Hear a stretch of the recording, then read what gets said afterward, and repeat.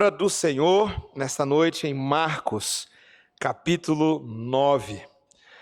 Nós sim engrandecemos ao Senhor, meus irmãos, com belos cânticos, engrandecemos ao Senhor com orações verdadeiras e também engrandecemos ao Senhor quando prestamos muita atenção no que Ele nos diz neste texto que foi registrado há 2000 anos atrás e continua tão vivo e tão contemporâneo no dia de hoje e até o dia que Cristo voltar. Então nós precisamos aprender sobre o Senhor. Marcos, capítulo 9, versículos 33 a 41, a bendita palavra do Senhor diz assim: Tendo eles partido para Cafarnaum, estando ele em casa, interrogou os discípulos: De que é que discorríeis pelo caminho? Mas eles guardaram silêncio, porque pelo caminho haviam discutido entre si sobre quem era o maior. E ele, assentando-se, chamou os 12 e lhes disse: Se alguém quer ser o primeiro, será o último e servo de todos. Trazendo uma criança, colocou-a no meio deles, e tomando-a nos braços, disse-lhes: Qualquer que receber uma criança, tal como esta, em meu nome, a mim me recebe. E qualquer que a mim me receber, não recebe a mim, mas ao que me enviou. Disse-lhe João: Mestre, vimos um homem que em teu nome expelia demônios, o qual não nos segue. E nós lhe proibimos, porque não seguia conosco. Mas Jesus respondeu: Não lhe proibais, porque ninguém há que faça milagre em meu nome e logo a seguir possa falar mal de mim. Pois quem não é contra nós, é por nós. Porquanto aquele que vos der de beber um copo de água em meu nome, porque sois de Cristo, em verdade vos digo que de modo algum perderá o seu galardão. Esta é a palavra do Senhor. Vamos orar, irmãos.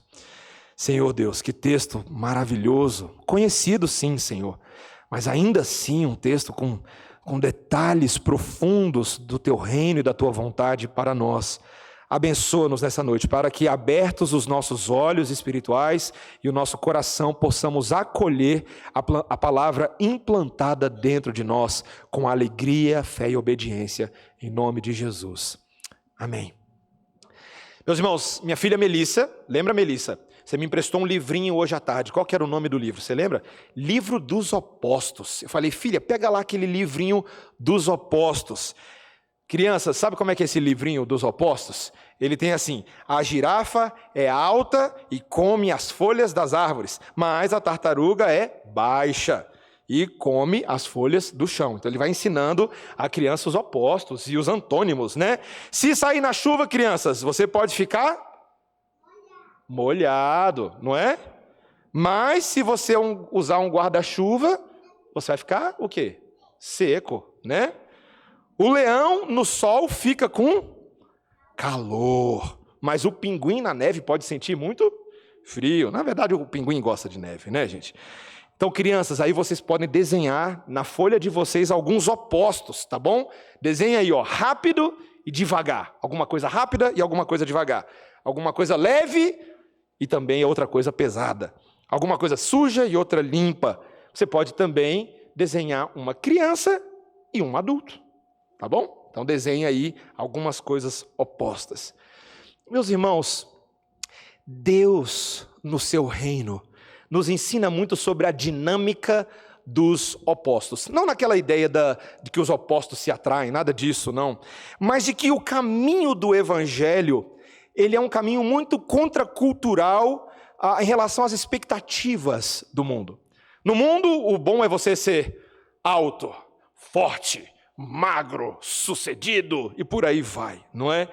Mas é interessante, não que algumas dessas coisas não seriam legais, mas o caminho do reino, aquilo que realmente é agradável e aprazível a todo servo que é chamado para obedecer a Deus, às vezes é um pouco diferente. E é dentro dessa diferença de expectativas que o Senhor vai nos ensinando o caminho do serviço, da humildade, de dar atenção a coisas que parecem insignificantes, mas para Deus são muito importantes e muito significantes.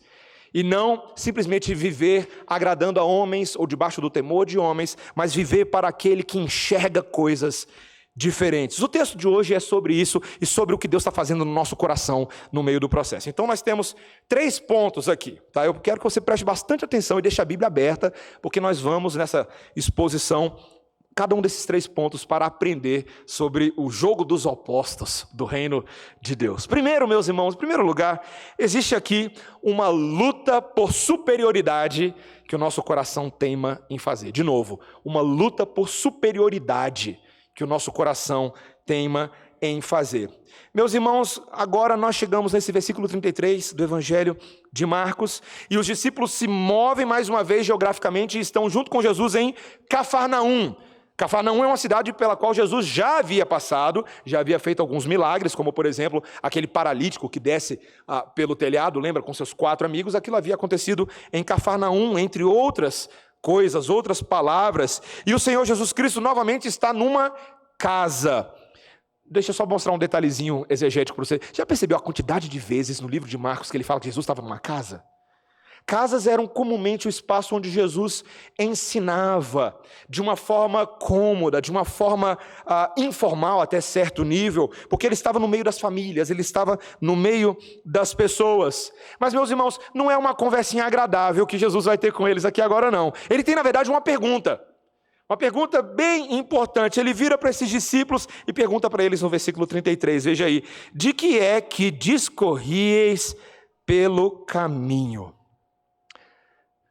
Jesus estava só de rabo de ouvido, ouvindo ali a conversinha deles. E eles percebem, e o versículo 34 diz que rapidamente, veja aí, versículo 34, eles guardaram silêncio.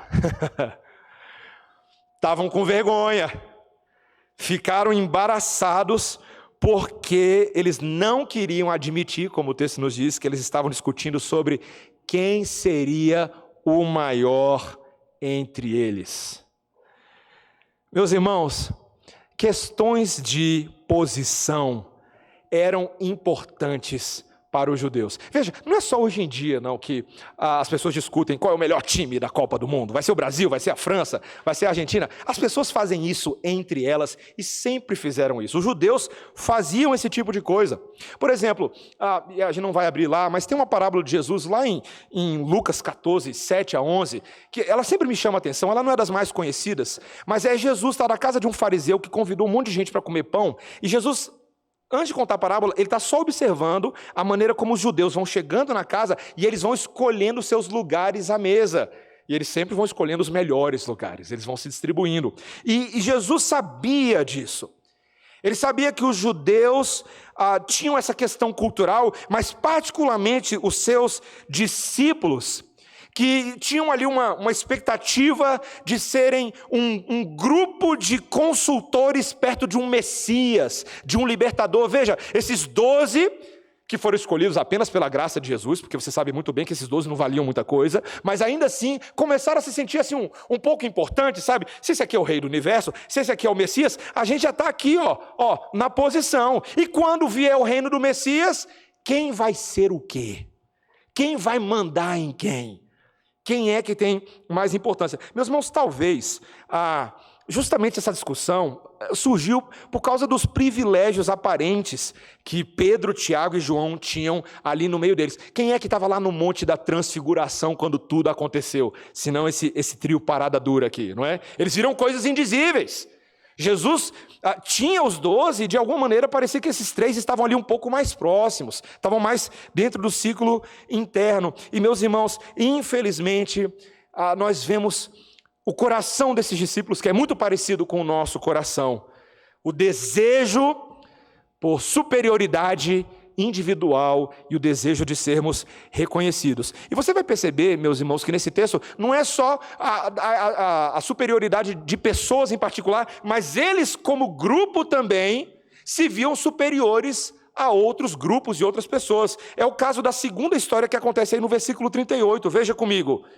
Eles viram para Jesus e dizem, João no caso diz, mestre, vimos um homem que em teu nome expelia demônios, o qual não nos segue, e nós lhe proibimos, porque não seguia conosco.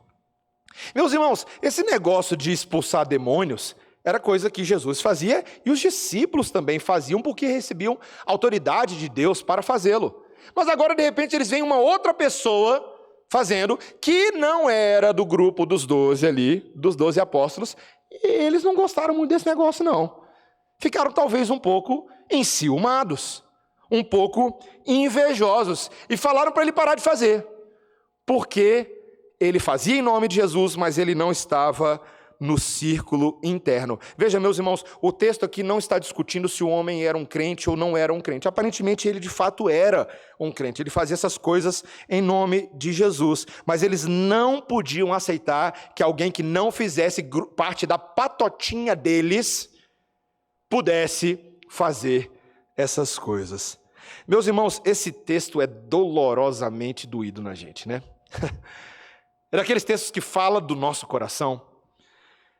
Não era só os discípulos lá que estavam presos numa constante luta por sucesso pessoal ou por sucesso do grupo deles, mas nós somos assim.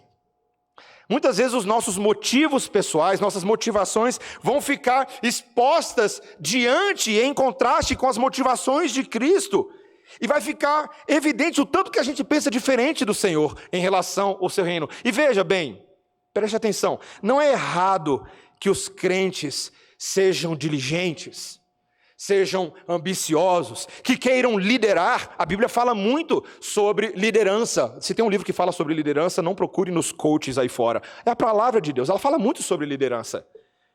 Mas, quando a ambição por ser líder como fim em si mesmo, ou quando a ambição por ser importante como um fim em si mesmo, quando essas coisas deixam de lado a obediência e o serviço, e então nós temos o pecado. Nós temos uma inversão. Meus irmãos, o escritor Ted Kyle conta em um dos seus livros duas situações que ilustram bem essa forma do nosso coração de agir. Eu já contei algumas dessas aqui em sermões alguns anos atrás, mas uma das situações que ele conta lá nos Estados Unidos é que quando surgiram as placas de carro personalizadas, né, lá nos Estados Unidos tem isso, não sei se você sabe, né, não é igual o nosso aqui que você pega uma placa qualquer lá, você pode personalizar a sua placa. Então, quando surgiu esse negócio, o Departamento de Trânsito recebeu mais de 1.000 solicitações logo de imediato pela placa número 1. As pessoas queriam ter a placa número 1. E aí o funcionário do Estado, que estava justamente, né, o trabalho dele era aprovar os pedidos, ele pensou, veja, eu não vou atribuir a placa número 1 a alguém e correr o risco de desapontar 1.000 pessoas, né, ou 999 pessoas. Qual foi, então, a solução dele? Ele atribuiu a placa a si mesmo. E aí resolveu a parada, né? Muito conveniente, né? Muito conveniente. Outra situação que o pastor Ted Caio compartilha nesse livro dele também é de um garotinho e uma menininha que estavam num desses centros de diversão em shopping, estavam montando um cavalo mecânico lá no shopping center, e aí os dois estavam juntos, né, no brinquedo. Então o menininho que estava sentado na frente, ele vira para a garotinha e diz, olha, se um de nós saísse, haveria mais espaço para mim. Meus irmãos, adultos querendo placa de trânsito número 1 e crianças sabem muito bem como o nosso coração funciona, né? Nosso coração é assim, meus irmãos. Nós somos como esses discípulos e como os fariseus. Quantas vezes a gente fala lá dos fariseus que queriam os primeiros lugares, mas é assim que a gente faz na hora de pegar uma fila no banco, na hora de compartilhar o brinquedinho com o irmão, não é, crianças? Às vezes a gente quer fazer primeiro, terminar primeiro, né? Lá em casa tem um videogame que meus amigos, estou quase quebrando o videogame lá. E a gente faz isso com uma série de coisas, a gente quer ser reconhecido na igreja. Eu lembro, há muitos anos atrás, meu antigo pastor tentando resolver problemas na igreja, porque, e veja, eu acho que isso já deve ter acontecido com você, porque quando vinha os aniversariantes lá no boletim, se não aparecesse o seu nome no aniversariante, na semana que você faz aniversário, era o escarcéu nos céus e na terra. Pastor, vai ter que orar pelo meu nome de púlpito lá, porque não apareceu no boletim. Por quê? Porque a gente tem que aparecer. E, meus irmãos, assim a gente vai tentando perpetuar a nossa glória, mas, na verdade, a gente está perpetuando o nosso orgulho, nossa insegurança, que faz a gente tentar se supervalorizar a nossa posição, nosso prestígio, como se fôssemos grande coisa. Meus irmãos, no reino de Deus, muitas vezes, esses motivos são destrutivos. E causaram problemas nos discípulos e podem causar problemas entre nós também. Por isso, meus irmãos, que a gente tem que reconhecer essa luta por superioridade no nosso coração. Primeiro lugar. Segundo lugar. Primeiro é aquele que serve. Tá? Oportunamente, esse foi o meu segundo ponto. Gostou? Primeiro é aquele que serve. Segundo ponto. Tá? Então, olha o versículo 35, então. O que Jesus faz? Ele, assentando-se, chamou os 12 e lhes disse. Detalhes que não podem ser ignorados. Jesus faz o quê? Senta todo mundo. Eu tenho um negócio para ensinar para vocês. Senta aí todo mundo. Sabe quando um pai às vezes quer conversar com os filhos, ensinar alguma coisa? Era o que os mestres frequentemente faziam, eles se assentavam e ensinavam. Então Jesus nos dá, numa frase, uma das maiores teses teológicas dele, um dos maiores ensinos em todos os evangelhos. Ele diz então, versículo 35, se alguém quer ser o primeiro, será o último e servo de todos. Novamente, ele está falando isso a judeus que estavam acostumados a pensar de uma outra forma. Então veja que frequentemente, meus irmãos, a forma de pensar de Jesus, ela é revolucionária. Revolução é justamente uma mudança de paradigma. Eu sei que você pensou uma vida inteira de uma maneira, eu quero te ensinar a pensar de uma forma totalmente diferente. Quando nós somos regenerados, quando o Espírito Santo de Deus faz a obra de nos converter, de mudar a disposição do nosso coração, Ele quer mudar a nossa forma de pensar também. Muitas vezes o crente quer ser crente, mas tem a forma de pensar antiga do mundo. Com Jesus não é assim. Ele quer nos levar a uma outra forma de enxergar as coisas. E a revolução dele é justamente essa. Quem quer ser o primeiro será o último e o servo de todos. Mais um detalhe aqui. Meus irmãos, Jesus ele não está desconstruindo a noção de hierarquia funcional. De novo, Jesus ele não está desconstruindo a noção de hierarquia funcional, como se não houvesse na sociedade hierarquias, posições, autoridades, gente que manda, gente que obedece. Isso existe em todos os lugares. As autoridades foram instituídas por Deus. Ele mesmo é uma autoridade superior a nós, não é verdade isso? Entre os próprios discípulos, entre os 12, havia uma espécie de hierarquia funcional. Eles no futuro saberiam muito bem que Pedro e Paulo seriam 2 apóstolos dedicados a liderar um movimento da igreja, tanto em Jerusalém, quanto aos gentios. Pedro e Paulo, ok? Até aí tudo bem. Mas Jesus não está então desconstruindo essas coisas. Ele está falando a forma como os papéis têm que ser exercidos. Quem quer ser o primeiro será o último. Meus irmãos, Jesus está tentando mostrar para esses discípulos que até agora eles não haviam entendido ou aceitado o caminho de sofrimento que o Messias estava trazendo. Lembra que a gente terminou o texto passado, o versículo 31, falando justamente sobre isso? Que ele estava falando para que eles não divulgassem os milagres até que a paixão de Cristo viesse, até que a sua morte e a sua ressurreição. Jesus estava antecipando, vocês discípulos estarão comigo vivendo um caminho de morte, um caminho de sofrimento. Esse é o tipo de liderança que eu estou chamando vocês para cumprir. Meus irmãos, o sofrimento de Jesus, um comentarista colocou dessa seguinte forma, eu achei muito boa, ele falou, o sofrimento de Jesus não marca apenas o início do seu governo messiânico, mas caracteriza os padrões de conduta como humildade, como fé, como amor, que são exigidos no reino. Quem é chamado para liderar, segundo Cristo, é chamado a sofrer. Você quer ser o primeiro? Prepara, você vai ser o último. E a própria vida dele mostraria isso, meus irmãos.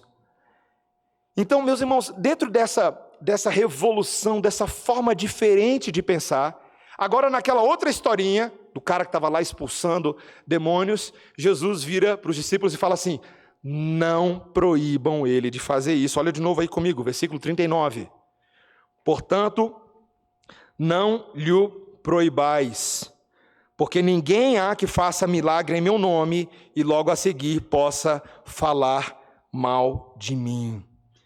Meus irmãos, a ideia aqui que ele está tentando defender é que os discípulos devem concentrar em sua tarefa de fazer humildemente, obedientemente, tudo aquilo que Deus manda fazer, assim como todos os outros que estão fazendo essa obra em nome de Jesus, também precisam fazer suas obras. Eles estavam tendo dificuldade com esse cara fazendo sinais e prodígios, mas a primeira evidência que Jesus fala é o seguinte, não há ninguém que faça milagre em meu nome e logo a seguir possa falar mal de mim.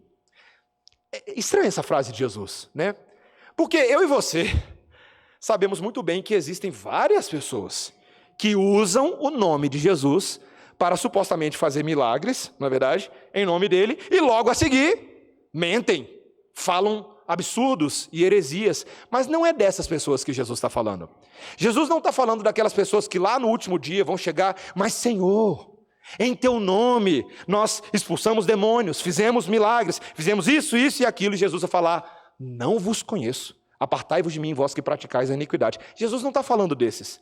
Jesus está falando daqueles que genuinamente são seguidores de Jesus, mas podem não estar dentro da nossa tribo particular. E veja, eu só quero ensinar mais um detalhezinho para vocês aqui. Esse exorcista lá de fora, esse homem, esse servo de Deus, ele estava fazendo aqui, na verdade, muito melhor do que os discípulos. Vou lembrar um detalhe para vocês. Vocês lembram que na semana passada eu falei para vocês justamente aquela história de um homem que tinha o seu filho endemoniado. E ele foi a Jesus pedir para que os seus discípulos resolvessem a parada, porque eles não estavam conseguindo. Você lembra? Que eles não conseguiram expulsar os demônios?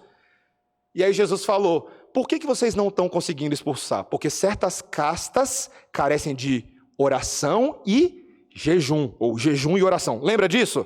Que nós estávamos falando? Mas esse cara aqui está conseguindo fazer. Os discípulos não estavam, mas ele está conseguindo.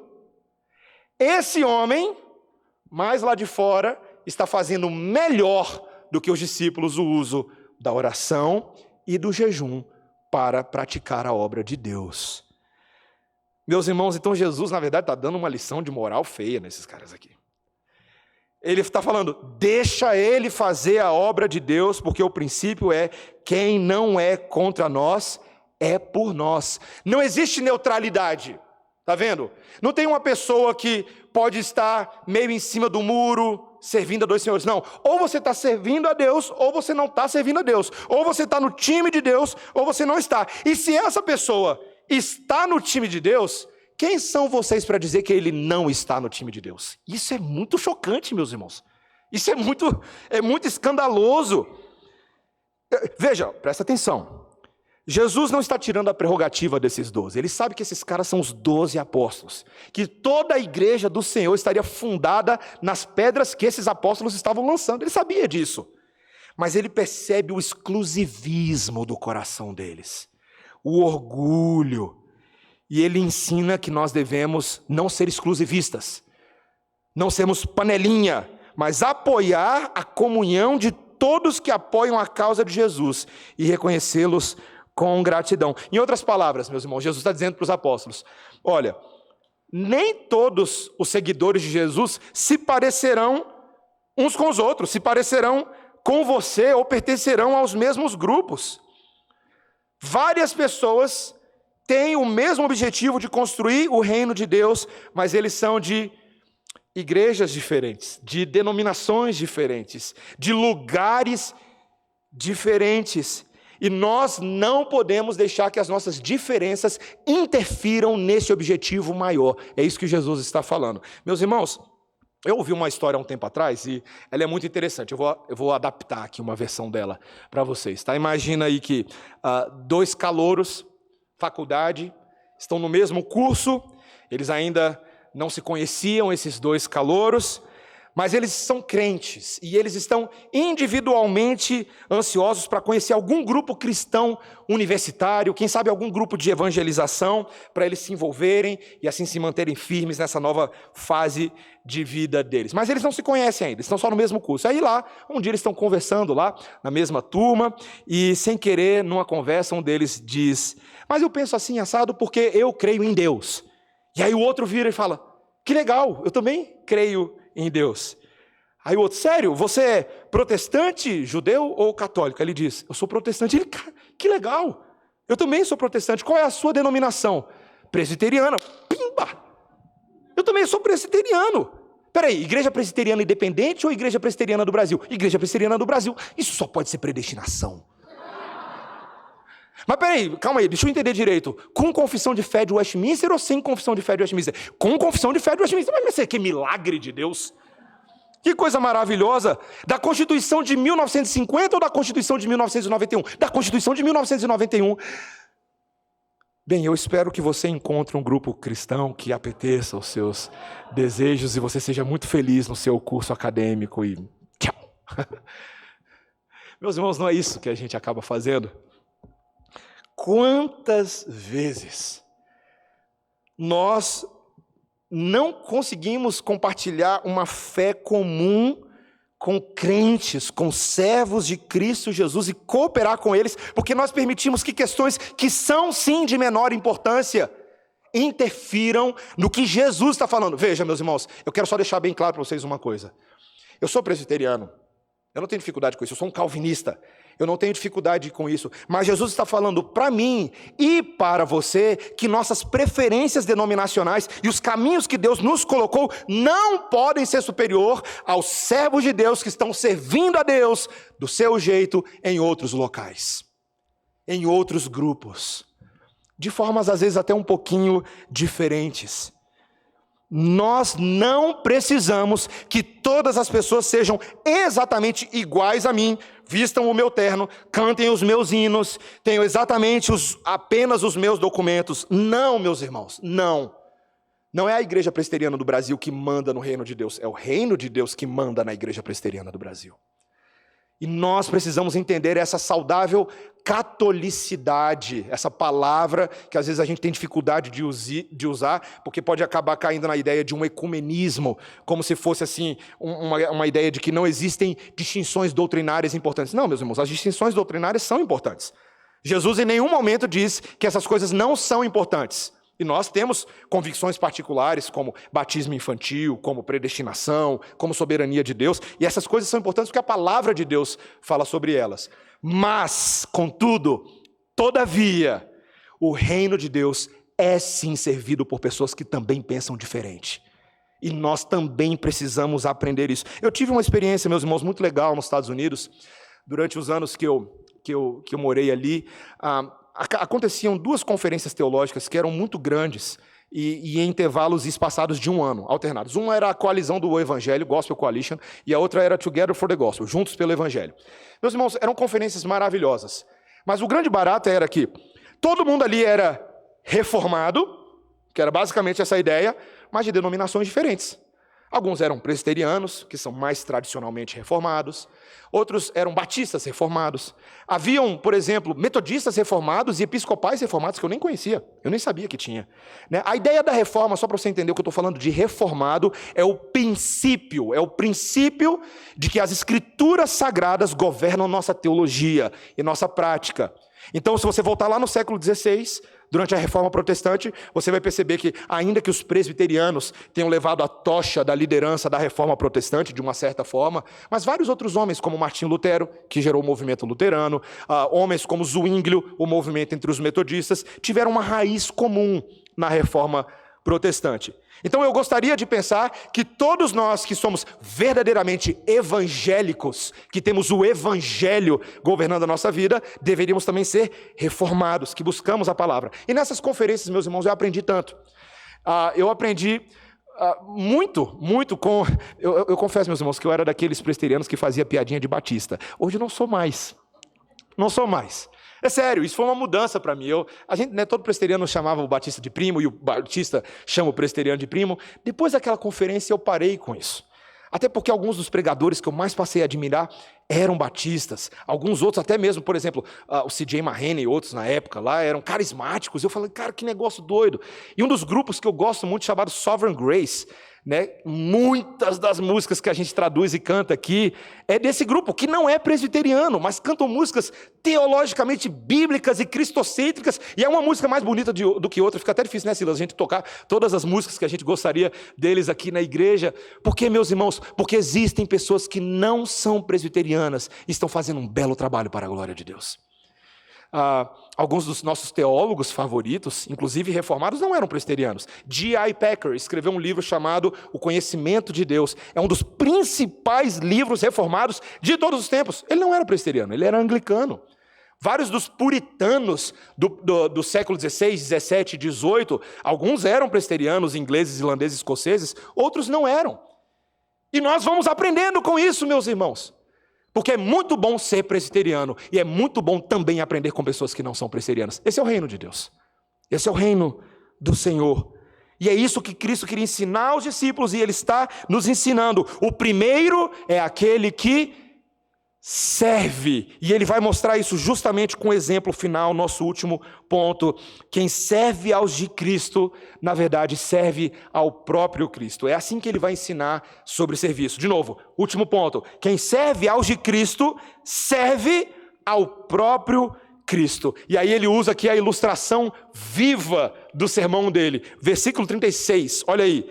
Trazendo uma criança, colocou-a no meio deles e tomando-a nos braços, disse-lhes: qualquer que receber uma criança, tal como esta, em meu nome, a mim me recebe. E qualquer que a mim me receber, não recebe a mim, mas ao que me enviou.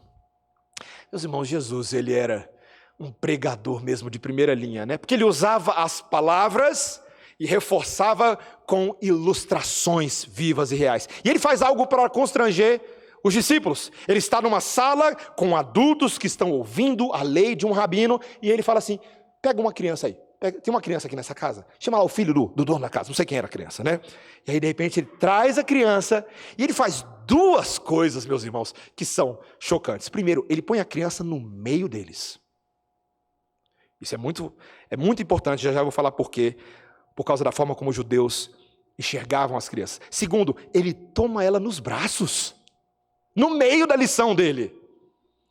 Meus irmãos, os judeus tinham dificuldade com as crianças. Viu, crianças, desculpa, mas é verdade, os judeus tinham um pouco de dificuldade. Porque eles viam as crianças, e ainda que não desprezassem elas como se não fossem filhas de Deus, mas eles não viam um valor social e produtivo muito claro nas crianças. Elas ainda não eram altas e fortes e inteligentes o suficiente para serem trabalhadoras, para executarem grandes tarefas. Então os judeus tendiam a menosprezar um pouco as crianças e não torná-las parte da vida comum e resolvida da sociedade. Só que esse não é Jesus, meus irmãos. Jesus pega exatamente uma criança e usa ela como exemplo. Primeiro, ele está restaurando a dignidade e a posição aliancista da criança na dinâmica do reino de Deus. Meus irmãos, Jesus ama as crianças. Ama as crianças. Quantos textos? Deixai vir a mim os pequeninos, porque dos tais é o reino dos céus. Toda a nossa teologia sacramental, Atos 2:39, quando ele vai lá batizar todos aqueles que se converteram no discurso de Pedro no livro de Atos, e ele fala assim: porque essas promessas não são somente para vocês, mas para os vossos filhos e para todos aqueles que estão longe. Jesus era um judeu verdadeiro. Ele sabia que a aliança de Deus era com os pais e com as crianças também. Então ele chama essa criança e faz desse ser fraco, presta atenção, e frágil, alguém com quem ele se identifica pessoalmente. Você viu o que ele disse no versículo 37? Vou ler de novo. Qualquer que receber uma criança tal como esta, em meu nome, e aí o que ele falou aí? A mim me recebe. E qualquer que a mim me recebe, não recebe, né? No caso, somente a mim, mas ao que me enviou. Olha só o que Jesus está falando. Quem recebe uma criança em meu nome, está recebendo o próprio Cristo. Meus irmãos, isso é revolucionário. Porque Jesus está dizendo que é possível que nós o sirvamos diretamente, a pessoa dele. Nós podemos, e um dia o faremos quando estivermos todos na presença de Cristo, nós faremos certos serviços diretamente a Ele. Jesus, você quer uma aguinha? Jesus, você quer que eu carregue aquele negócio? Acho que a gente vai fazer bastante disso lá no céu. A gente vai ter muitas atribuições no reino. Mas existem serviços indiretos que na verdade são diretos. De novo, serviços que parecem indiretos, mas que na verdade são diretos. Quando eu sirvo uma criança em nome de Jesus, Ele disse que eu estou servindo a Jesus. Gente, vocês têm noção do escândalo que é o que ele está falando? Imagina que você é um professor de escola dominical das crianças, ou que você é um cuidador. Jesus está dizendo que quando você se arruma para chegar um pouquinho mais cedo na igreja, pega, ou durante a semana você prepara a sua lição de escola dominical que você vai ensinar para as crianças, não importa se ela tem 1 aninho, 3 aninhos, 5 aninhos, 12 aninhos. Ou quando você põe o seu colete e vai cantar 3 palavrinhas só, se eu fosse um elefante com a minha tromba. Quando você está fazendo essas coisas que aos olhos da sociedade podem parecer insignificantes, poderiam parecer apenas talvez um entretenimento religioso infantil, para gastar o tempo delas. Quando você faz isso como estivesse fazendo para a glória de Deus, você está fazendo ao próprio Jesus. Imagina como se fosse o próprio Jesus sentado dentro da sala com você, cantando aquelas musiquinhas. Eu estou sendo glorificado. Vamos lá, faz mais. Faz com alegria. Não reclama das crianças não, porque elas são minhas filhas. Vamos lá. Isso é impressionante. Isso é servir a Jesus. Você percebe, meu irmão, minha irmã, e eu sempre falo do louvor porque aparece muito, né? Ou o púlpito aparece muito, ou coisas que aparecem muito. A gente às vezes tem aquela impressão de que isso aqui é servir a Jesus, porque meu dom, meu talento aparece muito. Isso aqui também é servir a Jesus, se for feito com sinceridade de coração. Porque se não for, ele não está nem aí para isso. Só se for com sinceridade de coração. Mas isso aqui é tanto serviço a Jesus, quanto cuidar de um pequenino. Meus irmãos, e ele promete que o galardão para quem procede dessa forma em Cristo é tremendo. É o último versículo. Olha o versículo 41. Agora ele vai falar bem daquele homem que estava exorcizando demônios. Olha, presta atenção, no versículo 41. Ele não vai falar mal dele, ele vai falar bem. Olha, porquanto aquele que vos der de beber um copo de água, falando, né, alguém vai fazer alguma coisa aos discípulos, em meu nome, porque sois de Cristo, em verdade vos digo que de modo algum perderá o seu galardão. Ele reforça, meus irmãos, o chamado ao serviço e à obediência, prometendo prêmios, recompensas. Meus irmãos, Jesus faz isso.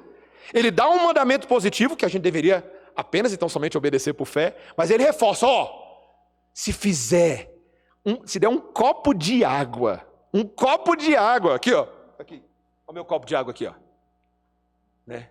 Então algum diácono ou uma alma bendita botou esse copo de água para mim aqui. Olha o Jesus falando, se você der um copo de água a alguém, porque esse alguém que está recebendo um copo de água é de Cristo, você não somente está fazendo esse serviço a mim, como você tem um galardão reservado para você. De modo algum esse galardão será retirado. Meus irmãos, esse texto de hoje é fantástico. É fantástico. Jesus promete galardão para quem dá copo de água em nome de Jesus. Toma aqui, eu estou te dando esse copinho de água em nome de Jesus. Viu? Não é incrível isso? Esse é o nosso Deus. Esse é o reino dele. Ele tira os grandes holofotes, as grandes vestimentas, a grande chamação de atenção. Olhem para mim, não precisa de nada disso. Façam as coisas pequenas, invisíveis aos pequenos. Porque quem realmente está de olho é o Pai Celestial, que atribui galardões segundo as obras que são feitas. Apocalipse capítulo 22, versículo 12. Eis que venho sem demora, e comigo está o galardão que tenho para retribuir a cada um, segundo as suas obras. Não é verdade? Meus irmãos, Jesus, no fim das contas, e aqui o caminho para o final, ele simplesmente está nos convidando a imitá-lo. Porque essa é a obra que ele fez.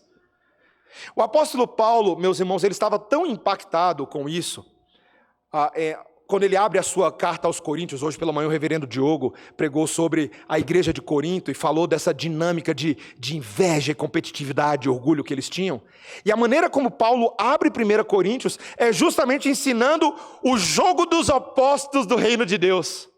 Como a própria obra de Jesus por nós foi uma obra de inversão das expectativas humanas. Abra comigo, por favor, e aqui terminamos o nosso sermão com 1 Coríntios capítulo 1, 1 Coríntios capítulo 1.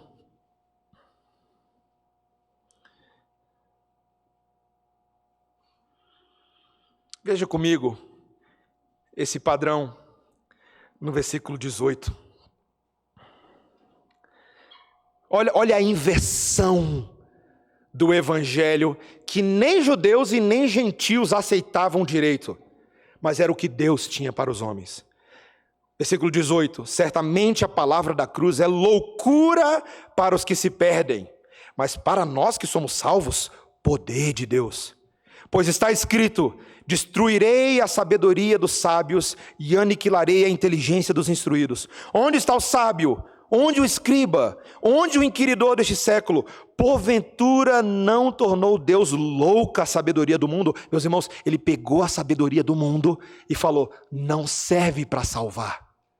É boa para vocês, mas não é verdadeira sabedoria, porque é incapaz de iluminar a mente de vocês para a salvação. Não presta. Então ele subverteu a lógica do mundo pela obra de Cristo. Olha o versículo 21. Visto como na sabedoria de Deus, o mundo não o conheceu por sua própria sabedoria, aprove a Deus salvar os que creem pela loucura da pregação. Porque tanto os judeus pedem sinais como os gregos buscam sabedoria, mas nós pregamos a Cristo crucificado. Escândalo para os judeus, loucura para os gentios, mas para os que foram chamados, tanto judeus como gregos, pregamos a Cristo, poder de Deus e sabedoria de Deus, porque a loucura de Deus é mais sábia do que os homens, e a fraqueza de Deus é mais forte do que os homens. Ó, aqui ó, para vocês, ó.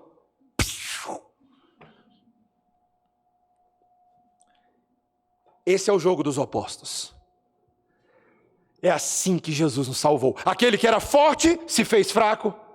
O Todo-Poderoso se mostrou tão pequeno num corpo frágil e suscetível às enfermidades desse mundo, para que, pela loucura da sua obra e pela pregação louca da cruz, nós fôssemos salvos. Se você não fosse crente, é o que Paulo está falando.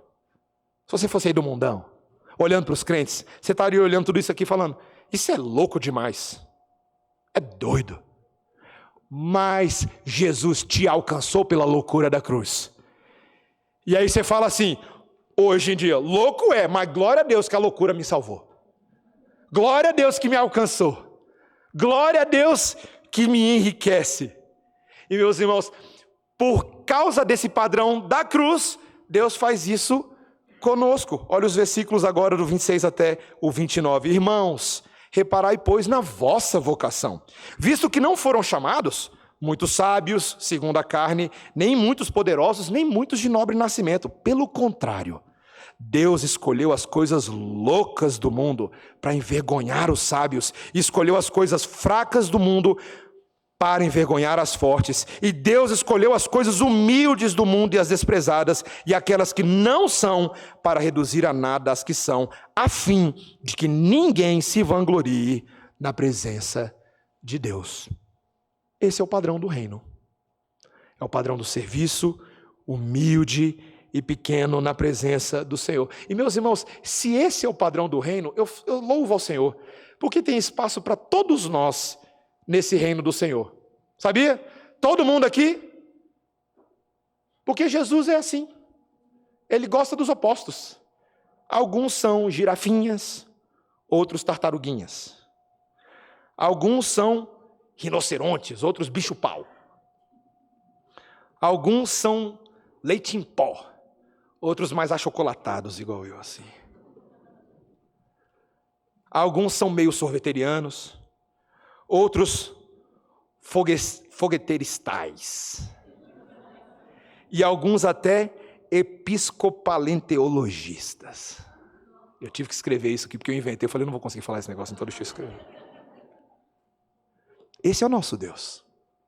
E que eu e você sejamos capazes de, sem deixar de ser presbiterianos, porque amamos o que cremos e que temos convicções, mas ao mesmo tempo de admirar a beleza da diversidade do serviço de muitos humildes, fracos e pequenos, como nós. Nós somos minúsculos, como presbiterianos, mas maior é o que está em nós do que o que está no mundo. Amém? Vamos orar, irmãos. Bendito Deus. Por que insistimos em lutar pela nossa superioridade? Aos olhos de Deus, o primeiro é aquele que serve. E é por isso que Jesus é o primeiro das nossas almas. Porque Ele é o maior de todos e Ele é o maior servo de todos. E nós o adoramos porque contemplamos tudo o que Ele faz na sua humilhação e exaltação, na sua encarnação e morte de cruz e ao mesmo tempo na sua ressurreição e assunção aos céus. Toda a obra de Jesus é gloriosa. Por isso, Senhor, nós queremos servir como Jesus nos serve. E queremos servir aos de Cristo, sabendo que estamos servindo ao próprio Cristo. Não importa se é uma criancinha, um adulto ou um velho. Se estamos servindo aos filhos de Deus, é Cristo quem está sendo glorificado. Pai, dá-nos este coração, dá-nos essa disposição e essa vontade de cumprir a Tua obra, em nome de Jesus. Amém.